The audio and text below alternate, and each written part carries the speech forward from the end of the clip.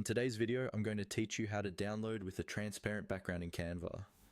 This is really useful if you're creating logos, icons, or graphics that you want to place on different colored backgrounds without that annoying white box around them. By the end of this video, you'll know exactly which settings to use so your design looks clean and professional wherever you put it. First, make sure you already have your design open in Canva. This could be anything: a logo, a social media graphic, or a simple text design. Take a moment to confirm that there isn't any background color that you actually want to keep.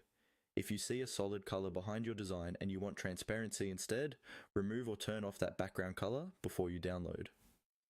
Once your design is ready, look towards the top right corner of the Canva editor. You'll see a button labeled Share.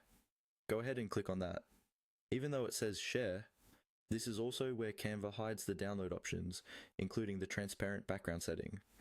After you click Share, a menu will drop down with several options like sharing a link, inviting people, or posting to social media. From this menu, look for the option that says Download. Click on Download to open the Download Settings panel. Now you'll see different file types and options. For a transparent background, make sure the file type is set to PNG. Transparency does not work with JPG, so PNG is the format you need here. Under the File Type and Size options, look for a checkbox labeled Transparent Background. Click on that checkbox to turn it on.